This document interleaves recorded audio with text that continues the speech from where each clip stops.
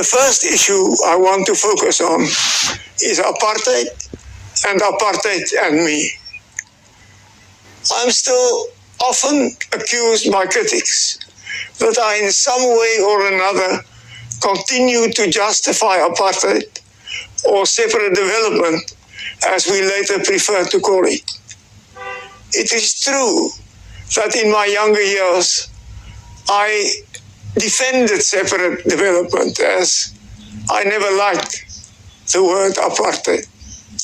I did so when I was a member of parliament, and I did so as I became a member of cabinet. Afterwards, on many occasions, I apologized for the pain and the indignity that apartheid has brought to persons of color in South Africa. Many believed me, but others didn't. Therefore, let me today, in this last message, repeat, I, without qualification, apologize for the pain and the hurt and the indignity and the damage that apartheid has done to black, brown, and Indians in South Africa. I do so not only in my capacity as the former leader of the National Party, but also as an individual.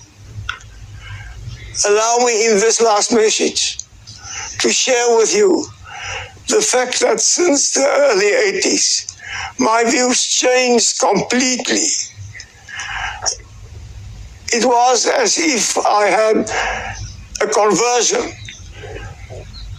and in my heart of hearts, realized that apartheid was wrong.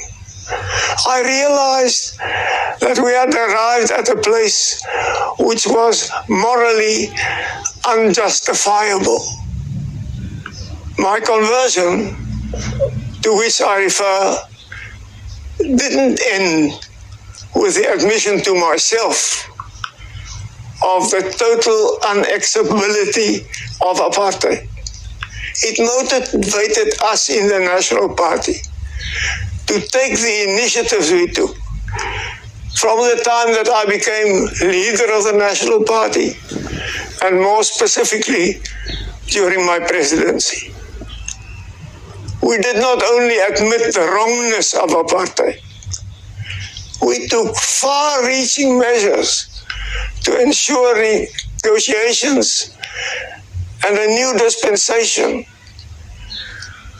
which could bring justice to all. This brings me to the second issue I want to focus on. Together with most other South Africans, I'm proud of our Constitution. The Constitution which we hammered out in the negotiations which started in 1990 and which culminated in the final Constitution of 1996. I fully associate myself with the values and principles enshrined in our Constitution. And I'm deeply concerned about the undermining of many aspects of the Constitution, which we perceive almost day to day. It is my plea that the government, all parties, civil society, and all South Africans should once again embrace the Constitution and interpret it in the balanced way which the Constitution demands. We need to align the principles of non-racialism and non-discrimination with the need to deal with the past and issues like affirmative action. We need to guard over the independence and the impartiality of our courts.